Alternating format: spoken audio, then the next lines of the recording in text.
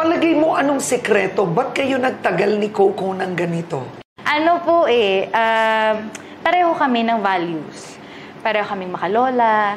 Parang ang priority namin, family talaga. Ang dami rin namin ng pagkakasunduan. Kasi pareho nga po kami nung gusto naming mangyari sa buhay. At hindi lang po sa amin, kundi sa buong family. Sabi ko sa kanya, ikaw yung totoong epitome ng family-oriented. Kasi hindi lang yung sa magiging family, kundi sa family niya talaga, lahat naka-ready, lahat maayos. Ganun siya kamapagmahal. Ang term ko nga sa kanya, knight in shining armor ko. Kasi nung time na down po ako, na pwedeng maraming mangyari sa akin, parang siya ngayon naging compass ko. Parang lagi ko kasi pinagpipray po nun kay Lord. Lord, sabi ko, pagod na ako, lost ako, hindi ko alam kung anong gusto kong gawin for myself. Alam ko kung anong gusto kong gawin for my family.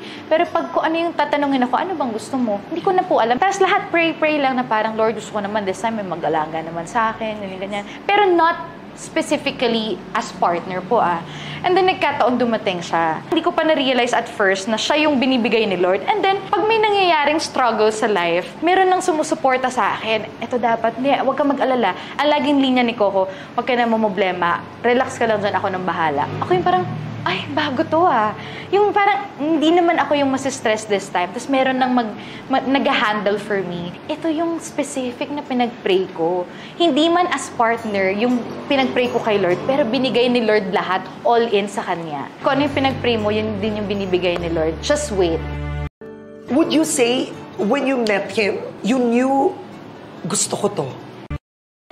Hindi, ang funny po, hindi, yung ano namin ni Coco, hindi ko siya type at first. Gwapo si Coco, Gwapo. Nung na-meet ko siya, nung in-interview ko, gwapo talaga. Yes, pero kasi po, hindi po ako talaga maano rin sa looks. So at first, yung looks, hindi ko napapansin. Pero nung nakilala ko siya, nagka-work po kami, hindi pa ABS Ibang channel pa, nagsa-sideline kami. Pangarap kong jackpot po. Pay after kasi yon. So pareho kaming rumaraket, doon kami nag-meet. Tapos na-amaze ako sa kanya kung paano niya alagaan si Lola. Parang siya lang yung gumawa nun kay Lola. Yung iba, parang... Wait, Lola mo? Lola ko po. Wow! Lola ko, kasi si Lola talaga kasama ko po ever since. So yun, medyo mas nakilala ko talaga siya nung time na yun. Doon ako na-in-love. At paano kanya niligawan? Ako, paano yung kwento namin? I wanna know. Paano ba? Para po siya hindi siya yung agad-agad kasi medyo may pagkabaragas ako dahil laking Pandakan, laking Maynila. Kumbaga parang nung nililigawan niya ako, nagpapanik ako.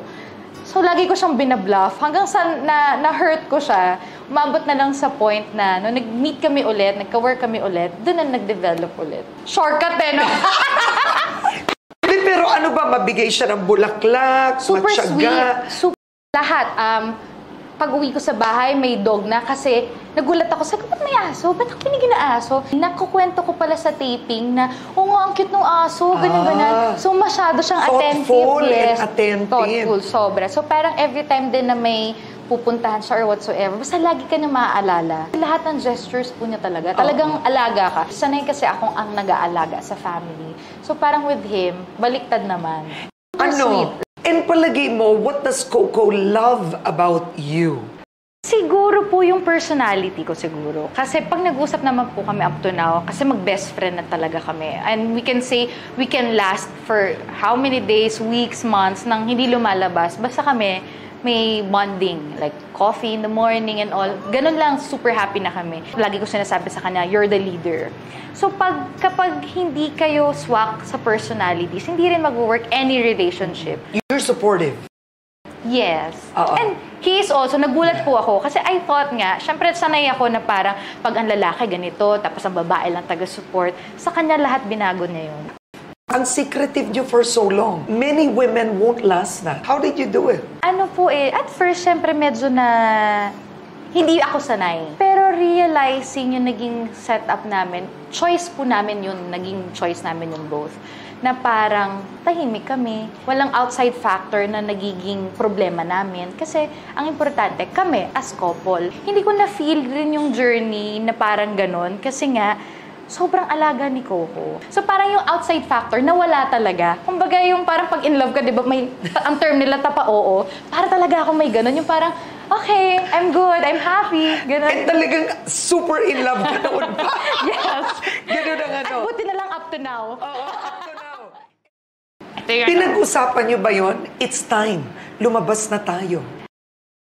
Actually, hindi naman po sa pinag-usapan. It's more of parang naturally na lang na nangyari. Sanay na po ako talaga na yung normal setup namin. And then, sabay, ako yung, sandali, wait lang, hindi ako ready. Parang nagpanic pa ako at first nung nalaman ko. Pero ever since naman po, hindi naman kami nagtatago. It's more of, we're not just sharing everything. No. We're just private po. Munti ka na ba kayong nagkahiwalay?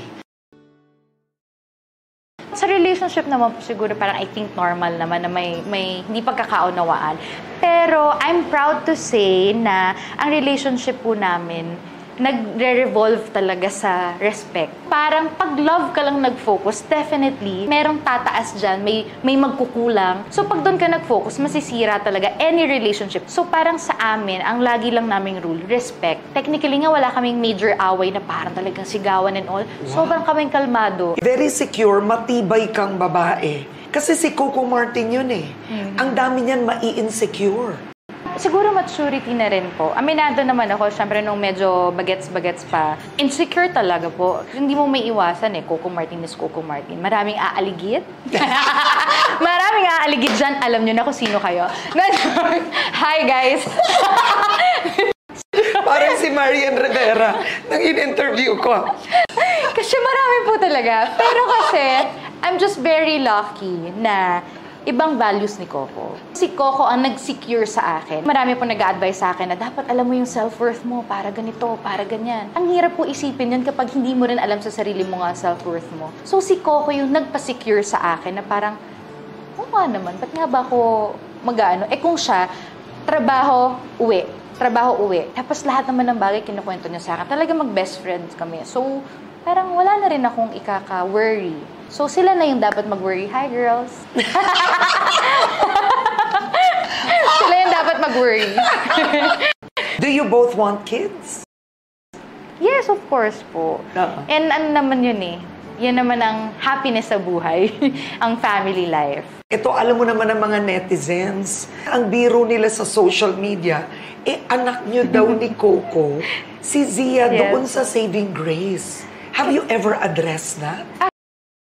Actually, hindi pa po ako natatanong din kasi si Zia, kasi pag tinignan mo talaga, ka-feature talaga ni Coco. So even kami, pag nag-uusap kami, talaga mapagkahamal ang anak natin yan kasi nga kamukha. Pero nakakaawa naman kay tita. Bago pa lang sila sa industry po natin. Naranasan na nila, no? Yes, yung bigla. Intriga. Pero happy po si Zia kasi nga, ang biro namin, naku, pag iuwi na kita.